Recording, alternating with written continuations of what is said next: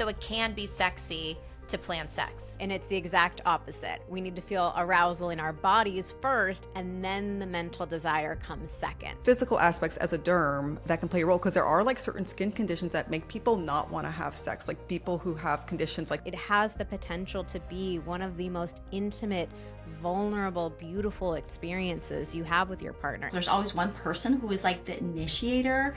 The other one feels the pressure and then guilty and resentment. How do you help to navigate that aspect of it? Sex is not a luxury. Sex is not a nice to have. Sex is an essential part of a relationship.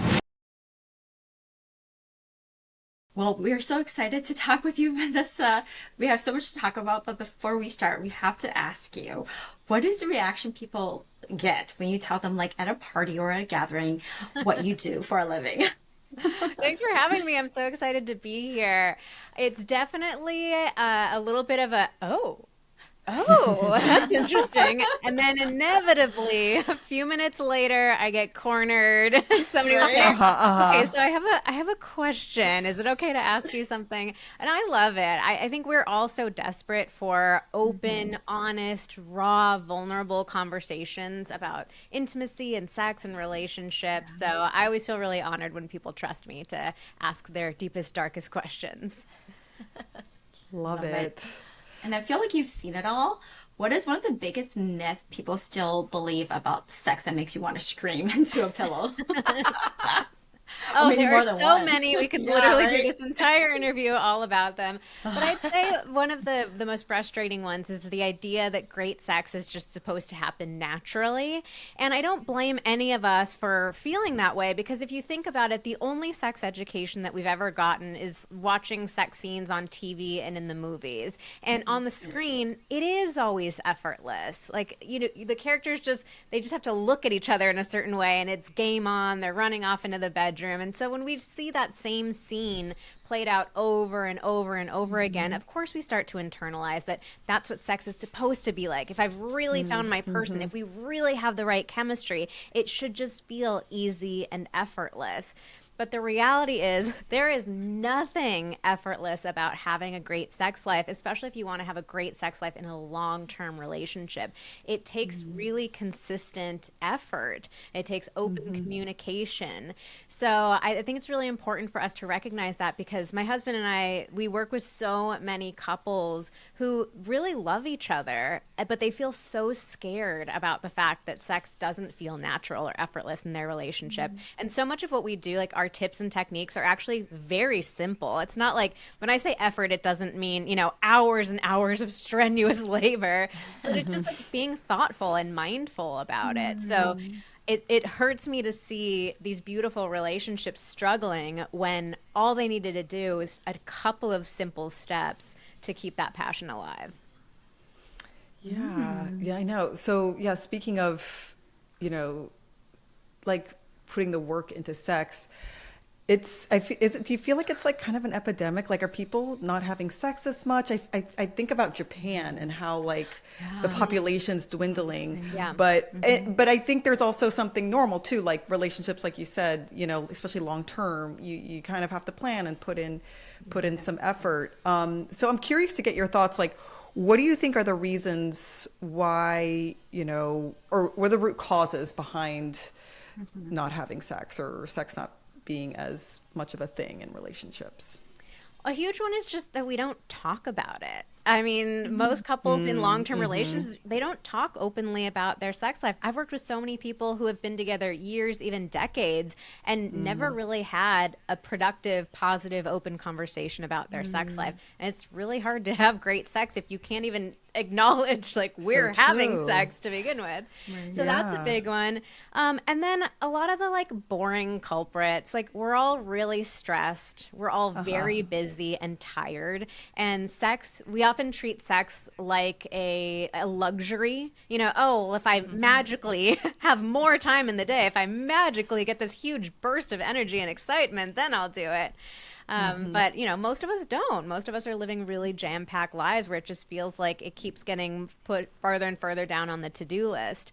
Parenting is a huge one too. So many parents just feel really unprepared for that transition of going from partners to parents, of the lack of privacy, the lack of time, the energy, lack of energy that you have, having the kids really be the focus. That's a huge one.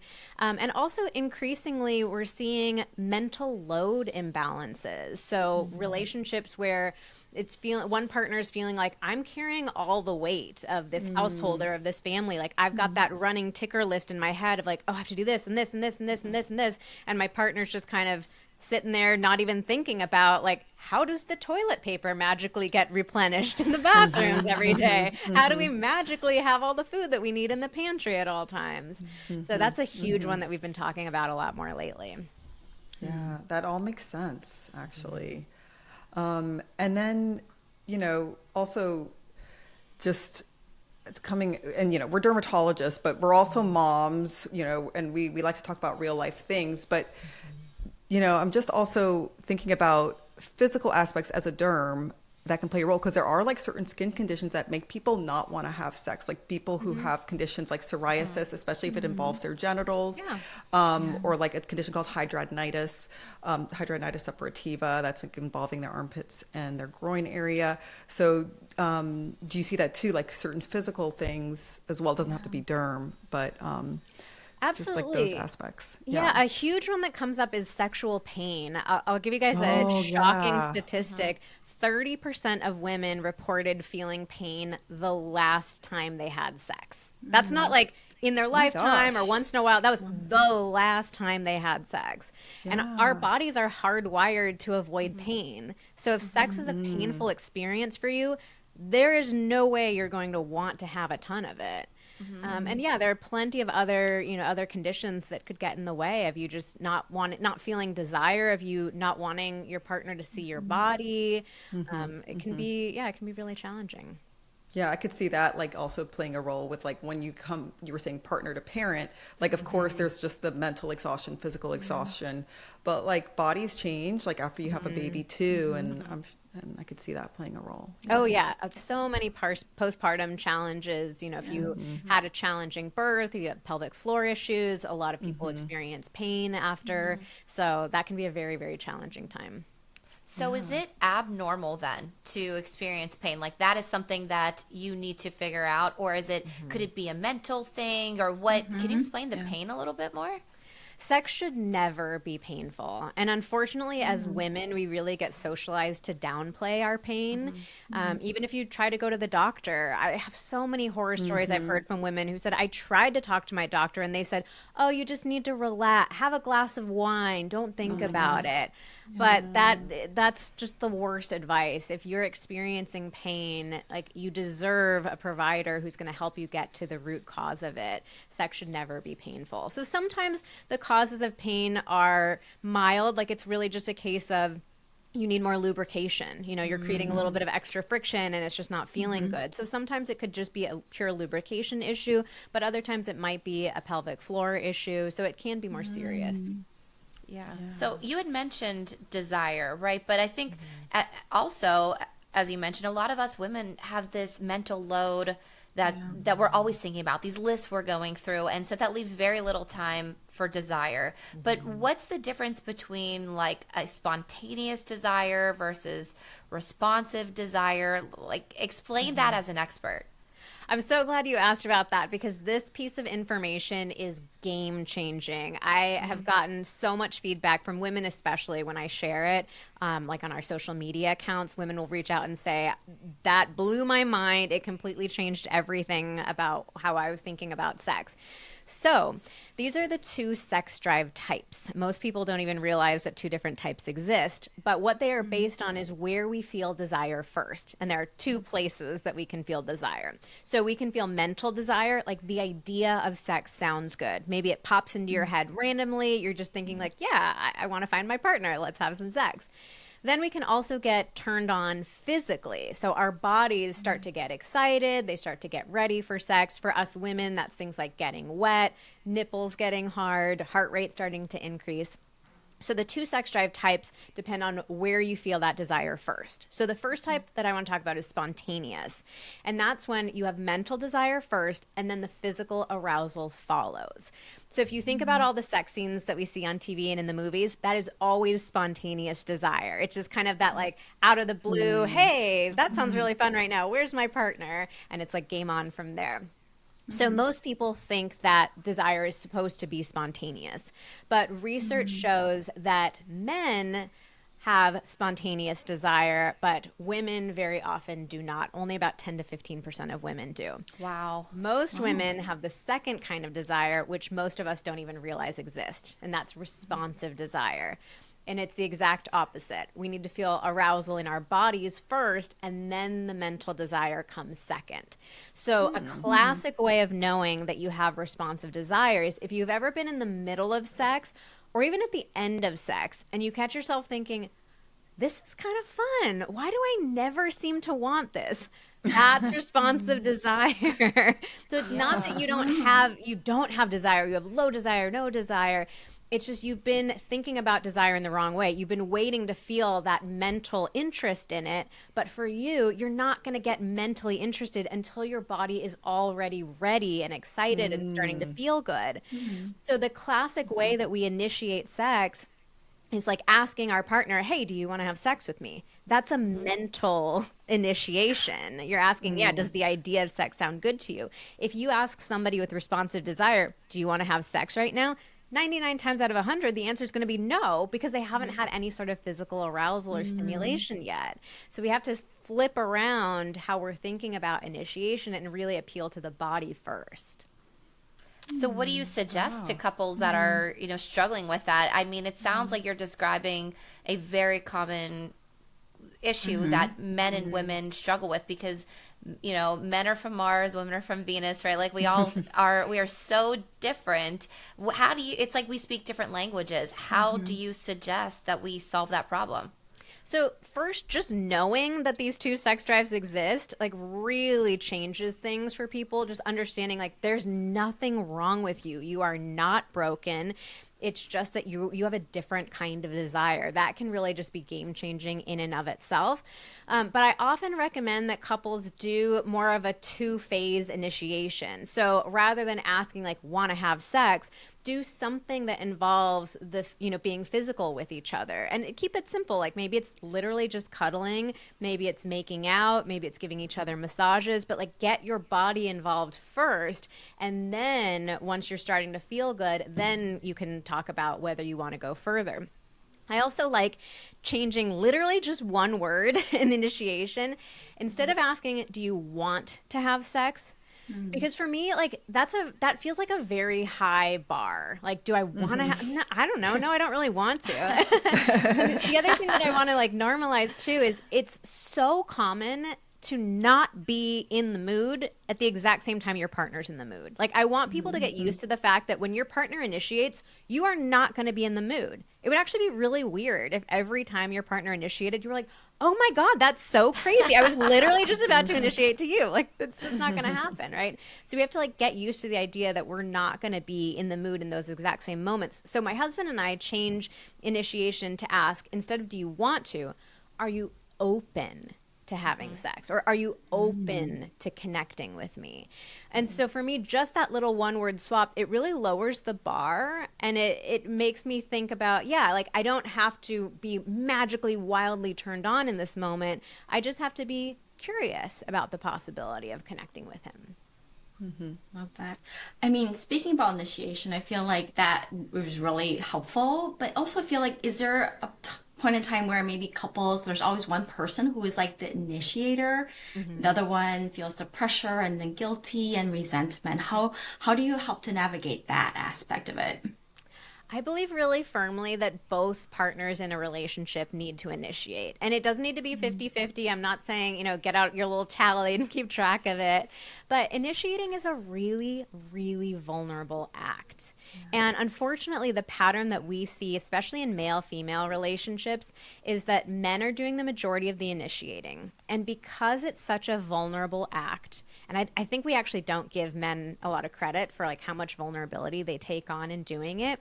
What we see is that men feel so vulnerable that they're initiating in these really roundabout, weird, kind of jokey ways so that they can pretend.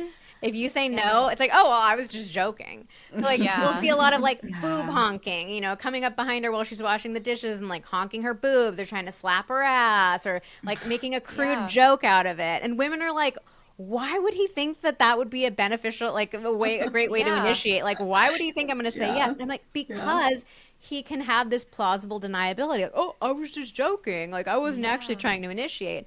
So they're trying to lower their vulnerability by doing it in these jokey ways, but we hate the jokey ways of initiating. And so we're turning them down and even getting frustrated and irritated with them. Like, ugh, leave me alone, which of course just makes them feel more vulnerable and more likely to initiate in these really like ineffective ways going forward. So we want to break that cycle by having both partners get more comfortable initiating. And most importantly, for us to learn more effective ways for each other to initiate. So a great little exercise that people can do after they listen to this episode is go to your partner and say, hey, I want to get better at initiating. I don't have a lot of practice, or I feel awkward, or I feel nervous, you know, whatever it is that you're feeling. But just ask your partner, what are like 1 to 3 ways that I could initiate with you that you would really like? So that'll give you the confidence of knowing what your partner enjoys, and it's going to give you like specific things to do. So it kind of removes the mystery out of it. What do you think about, you know, you mentioned bringing up different ways to initiate sex, but what if every time there is physical touch, the woman thinks like that's all he wants, and that is almost always what it leads to? How do you suggest people navigate that? Where every time you're touched, it's an expectation that you're going to have sex.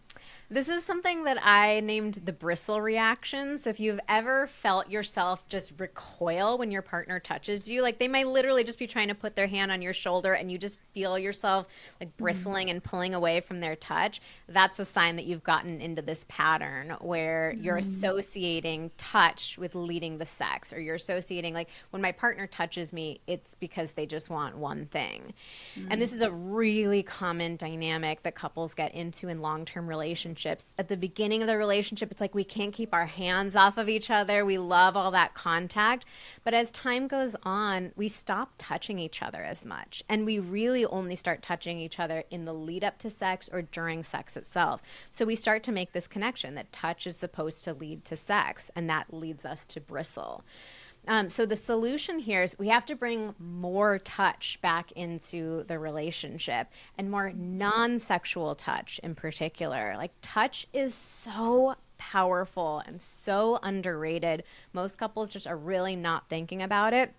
But touch is the thing that makes us feel close to each other. It literally releases, oxytocin. It promotes this sense of closeness, bonding, and trust. And so if we're not having enough touch in our relationship, we're starting to slide into that roommates territory rather than romantic partners. So I think it's really important for couples to be intentional about bringing more touch back into the relationship. And this is another similar kind of question that you can ask your partners. Ask your partner, what are your 3 favorite ways for me to touch you non-sexually? Tell me the place and tell me the way that you like to be touched there. So some examples might be I love when we just hold hands, or I love when you come up behind me and wrap your arms around me, or I love when you give my back little scratches and tickles. So give your partners, share specific ideas of what you like to do. In particular, I also really recommend the 30-second hug. So we have some great research showing that that's the time frame that our bodies need to release oxytocin. And 30 seconds, as busy as we all are, as crazy as our days are, we have 30 seconds to do a hug with each other, right? And I love a hug too, because you can feel the moment that your body relaxes. You'll start hugging, you're okay, this is getting kind of long now, all right, what's the time? But if you stick with it, you'll feel that it's your whole body does a and you just kind of melt into each other. And that's what we want to have. That's the kind of experience that we want to have with our partners, that like that melting into each other, that feeling safe and grounded and at home with each other. Yeah. I love that. I have to admit, I had the bristle reaction with my husband, and I'm so actually, I think I saw your video about it. And so it was really cool because like I was able to acknowledge it because he freaked out too, and we kind of like talked through it. But yeah, it's a thing. Like I never thought that I would have that. That's so so common. incredible that it is so common, because you feel so alone in those feelings. Like, what the hell is wrong with me?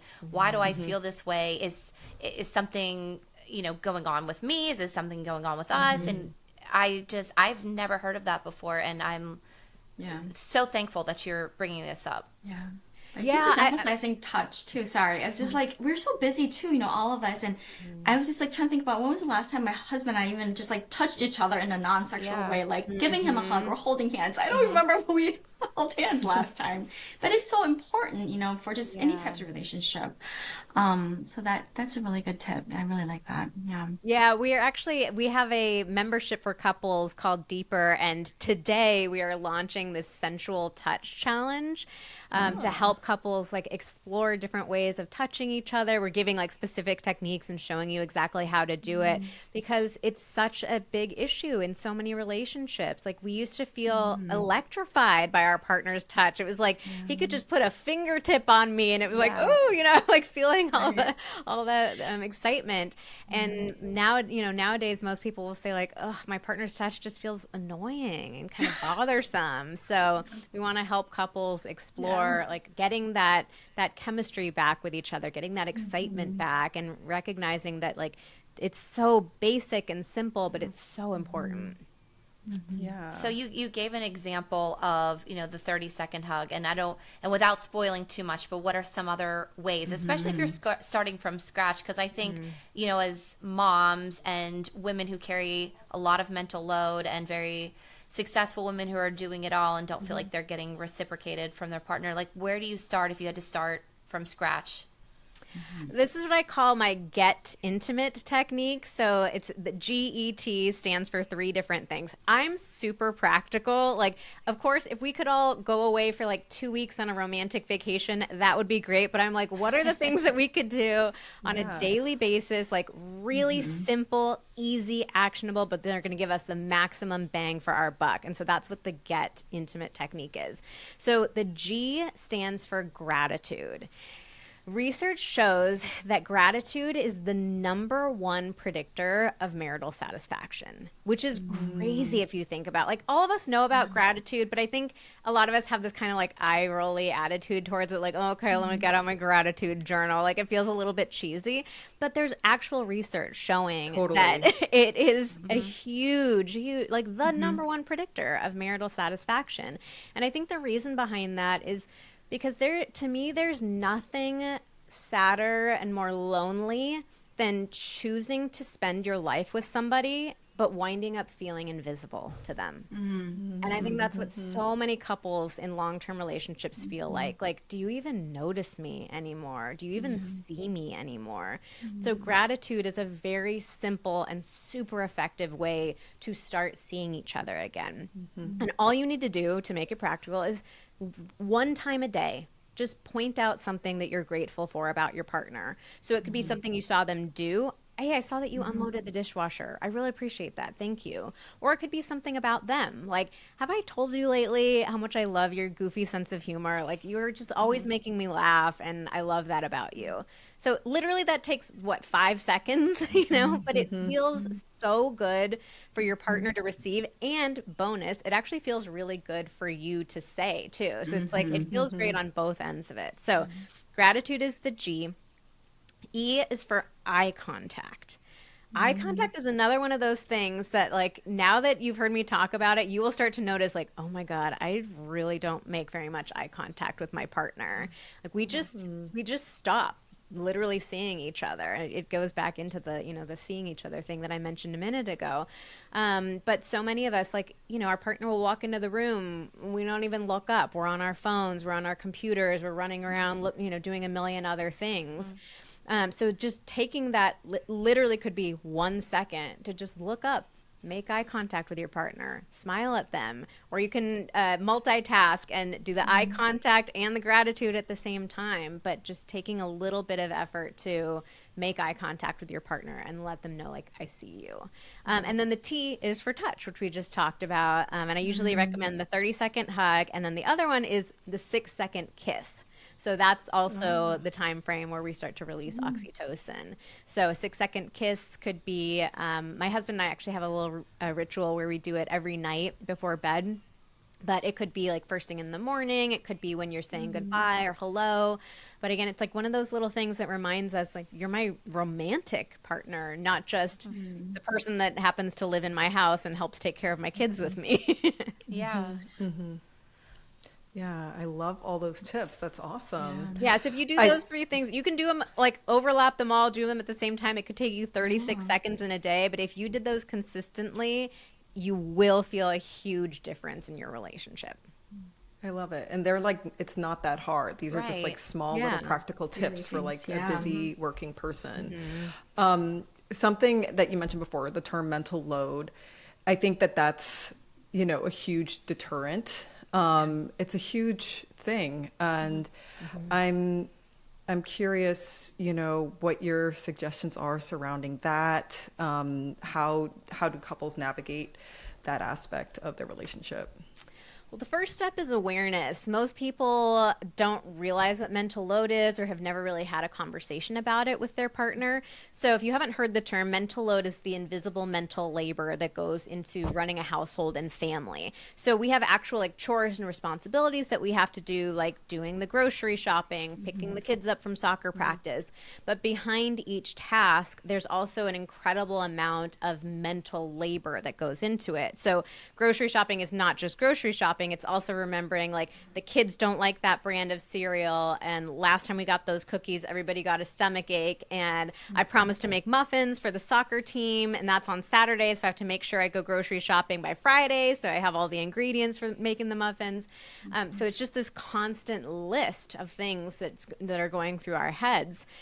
And research shows that in male-female relationships, women carry the vast majority of the mental load. Like, when you say mental load, if people have never heard it before, women are instantly like, oh my God, yes. Yes. I know exactly what that is. And a lot of times men will just say, like, what? Like, I don't get it. That's because they're not carrying much of it. But when the woman is the one carrying all or the vast majority of the mental load, your partner stops feeling like a romantic partner and starts feeling like your child, like just another person thing that you're taking care of and that's contributing to the load. So we think it's really important for couples to talk openly about mental load, but most importantly, to come up with a specific game plan for how they're going to share it. So again, it doesn't have to be 50-50. Everybody has different circumstances in their relationship, so they've got to figure out, what feels fair in their relationship. But I think the best way to do it is to really go through and, like, make a list of what are all the responsibilities that we have to take care of together, and what's the mental load that goes behind that. And then, like, when my husband Xander and I did it, we literally made our list, and then we went through the list and we divided it up. And I said, I like doing these things. I think I'm a little bit better at this stuff. He grabbed, certain things that he wanted to do, and we came up with this plan. And most importantly, like, we followed through on the plan, making sure that we were both carrying our fair share. And that made a huge difference in our relationship. Oh, that's awesome. Okay. Yeah, I feel like I need to do that with my husband. I mean, I'm actually super grateful because he does a lot around the house. But but it's just hard because I think that you almost can't help it. Like, as a mom, I almost feel like it's, like, naturally ingrained in you to like, think of all of these things. And I don't know. It's almost like I don't know how to, like, lose that control or that power. And we're good at it too. And it almost feels like another mental task to sit down with your husband and to list out all of your mental tasks, right? Like, that seems like almost It is. counterintuitive. But can you just start from there? I mean, you literally recommend just sitting down maybe with like a whiteboard or a piece of paper Yeah. and just writing, because I almost fear that it's going to look like it's a tit for tat, like look at all the stuff I do and look at all the little things you do, and I just anticipate a fight. Yeah, I mean, I'll be totally honest with you. This is something that takes a good amount of time. I don't have like a super quick trick for how to shift this, because this is a massive part of our lives, right? Like how much of our days are taken up doing all these activities. It's a really big thing. So it is going to take time to like write down that list, but the important thing is that you make it all visible. Us women have been doing so much that isn't seen, isn't appreciated. That's why men don't even understand. When you say mental load, they're like, I don't get it, because they don't know. It needs to be brought out into the light of day. And of course, if you do it in an aggressive way, like you jerk, look at all the stuff that I've been doing, like of course that'll lead to a fight. But if you're just saying like, hey, and it goes back to the like wanting to feel seen too. Like I want to feel seen. I want you to see everything that I do, and I want to see everything you do. Like men carry mental load too, and very often like they don't talk about it openly. They feel a little resentment about the stuff that they're carrying. So it's all about like, let's get this all out into the open. Let's take a look at it in front of us, and then let's come up with a plan. And I want to address the like women are better at it too. We have been socialized to take care of this stuff.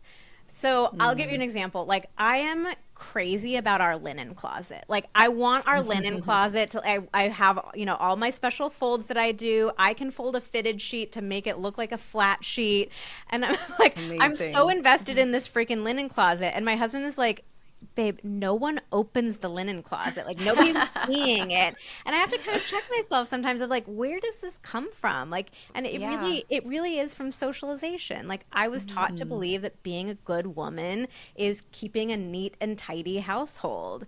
And, you know, and like, it's really just been that. And the reason that I'm good at it is because I've had so much practice.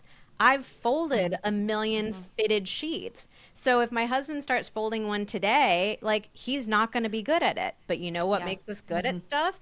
Practice and repetition. So like it is challenging for a lot of us women to let go of certain tasks because we've been doing them for so long. We've been socialized to believe they're so important. We have our certain way of it, and we have gotten good at it because of repetition. But we have to give our partner that grace to like let them learn, let them get their reps in, let them mess it up a bunch of times, because that's how we learned too. Like we messed stuff up as well, and then learned like, oh, I can't do it that way. I've got to do it this way. Right. So I think when we're dividing the load up, that's why it's important to take a look at like, what are the things, you know, so I still manage folding laundry because I actually like kind of, you know, I don't mind laundry. It's one of my like least favorite chores. So I just decided to take that on. And there are things that my husband doesn't mind that much. He's like, oh, you know, hey, I'll take these ones on. So we want to be thoughtful in the ways that we're dividing up the task, but it is going to be a little transition period of you like watching your partner do the things and being like, oh my God, I can't believe they're doing it that way. But I gotta let them do it. Let them do it. Cause otherwise you're still carrying all the load anyways.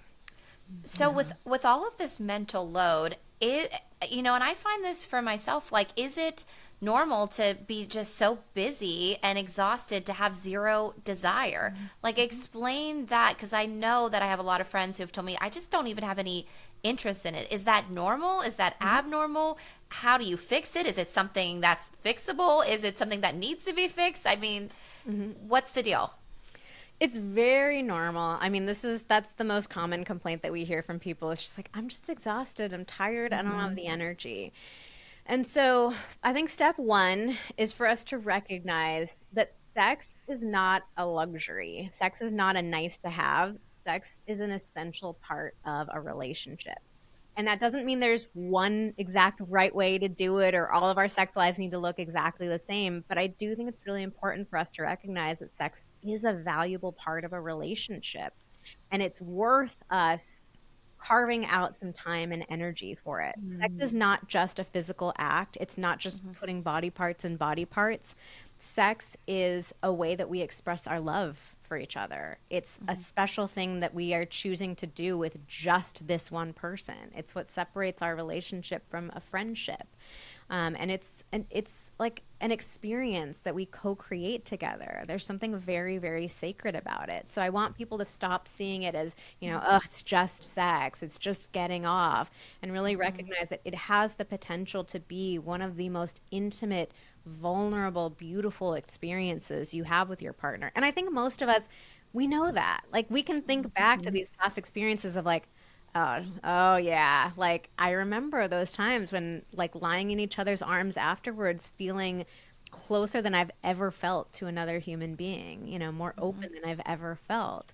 So recognizing that it is something like valuable and important, that really is the first step in starting to make that effort to carve out more time and more energy.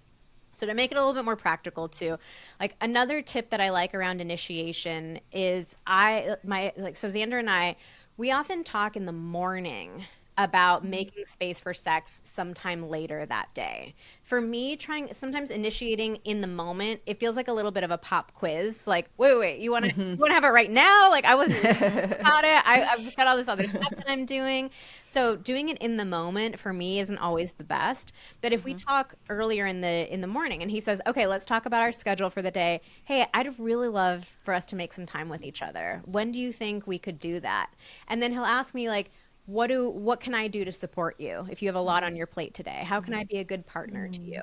So it gives us this chance to, like, go about our day as teammates and think like, okay, hey, if you can handle this, that'll free up some time for me. Yeah. Or I think this period of time would really be the best period for us. And it puts the idea in my head. So I'm kind of thinking about it throughout the day. I'm getting myself into that mental headspace. So it can be sexy to plan sex. Absolutely.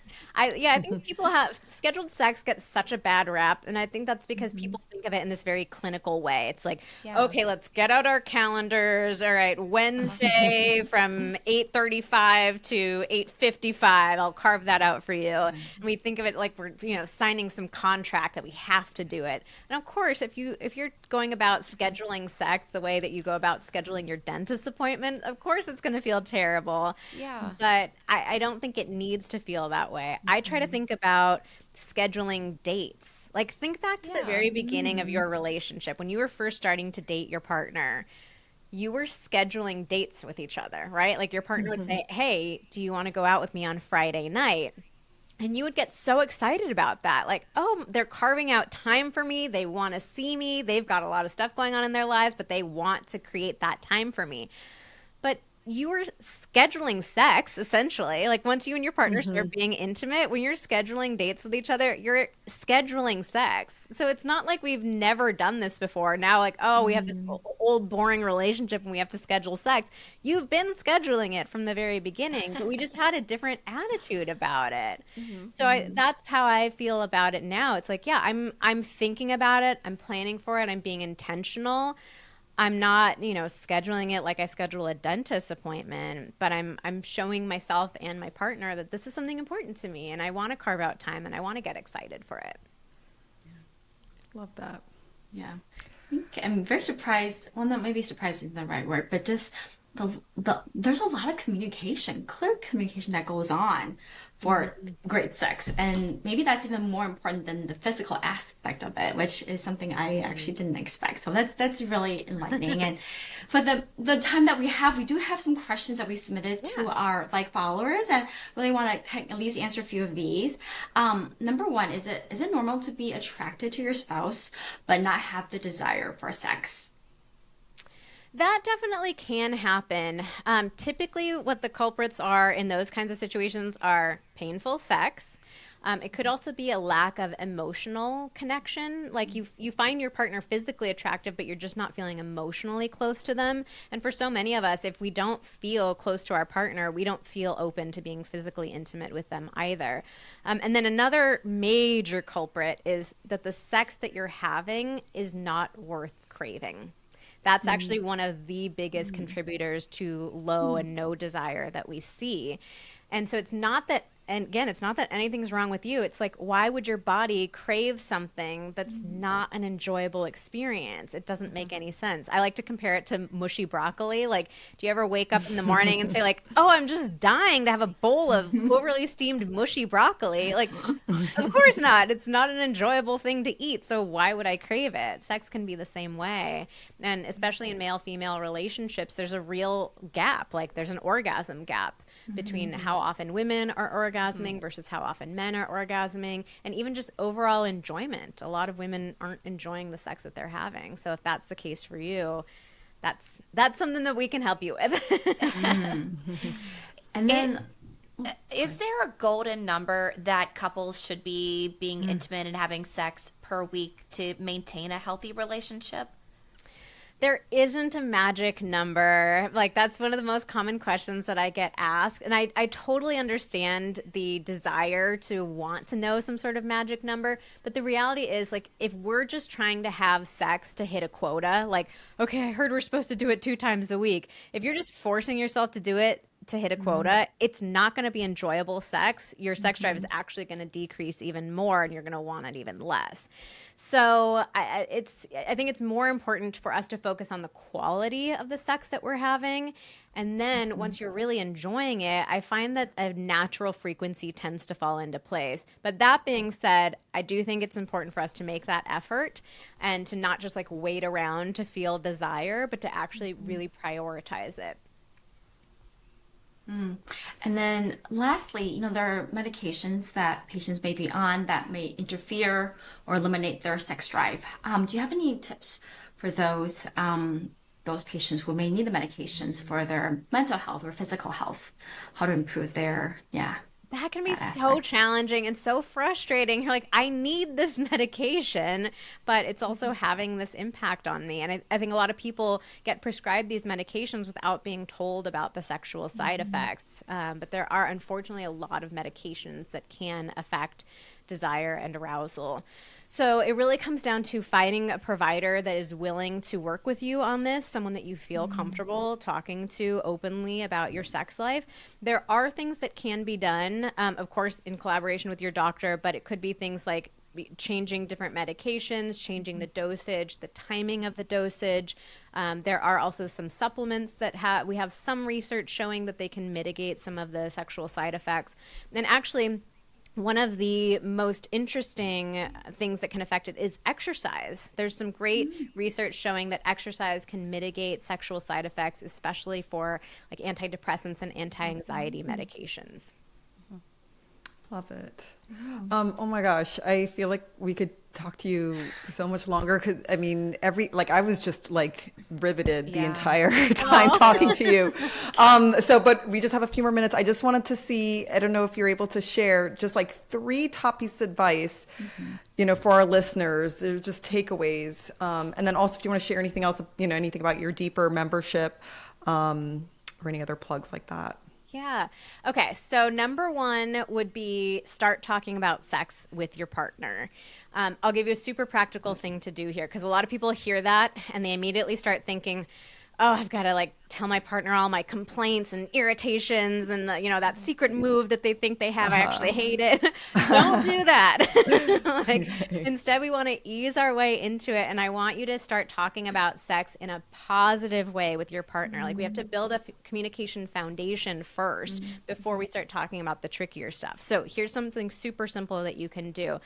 Is think about one of your favorite sexual memories with your partner and share that with them today. So just tell them like, you know what, I had the most random thought pop into my head today, but do you remember that time that we or you can tell them you had a dream about it too. That's another like sneaky way to bring it up. But literally just that. Don't go any further. You don't have to have a big conversation, but just share with them. It's like a nice little reminder for the two of you of like, oh yeah, we do have some good experiences together. We do have some good memories together. And then I think get started with the GET technique, the get intimate technique, the gratitude, eye contact, and touch. Those 3 things, I really think are the best starting points. Awesome. Yeah, and all super helpful. Sorry, I'm just thinking about a memorable moment with my husband. Like it was like it was a wonderful sexual session, but it ended up with him going to the ER because we thought he broke his penis. That's a whole nother story. We have to save that for part Like two. I'm talking like literal eggplant emoji. Like it was crazy. We need a but part two. it was such a good session too. So it's like I associate that with the ER visit. Anyways, but yes, how can listeners learn more about you and also your membership too? So you can learn more about me on Instagram. Vanessa and Xander is the best place. It's Vanessa and Xander. Xander's with an X.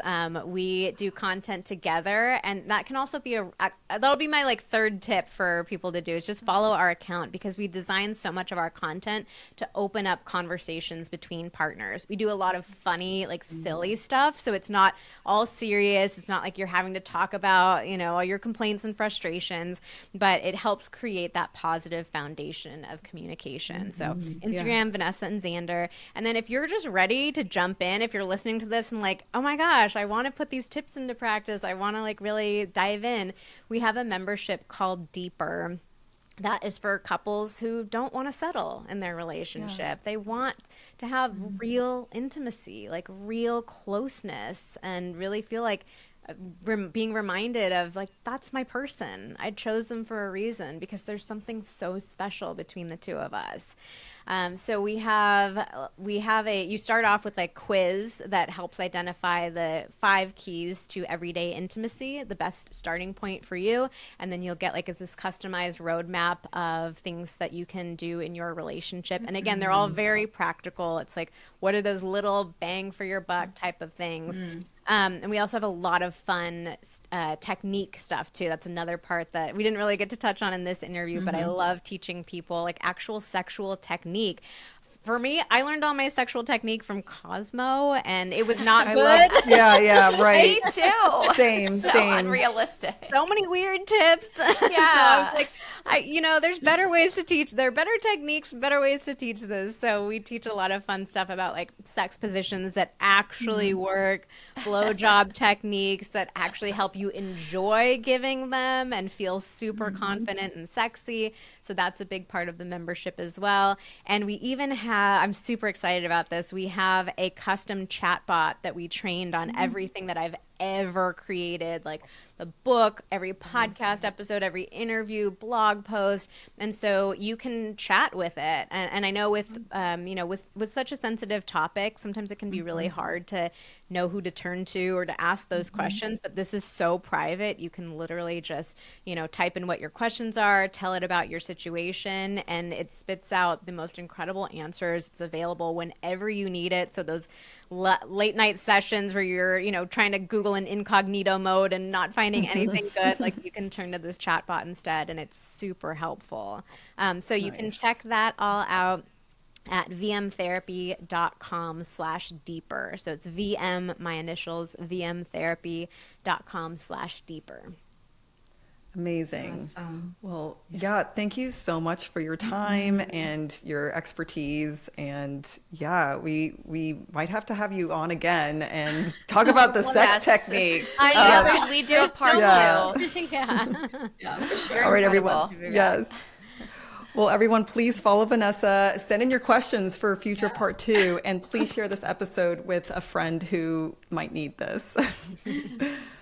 Thank you again. Yeah.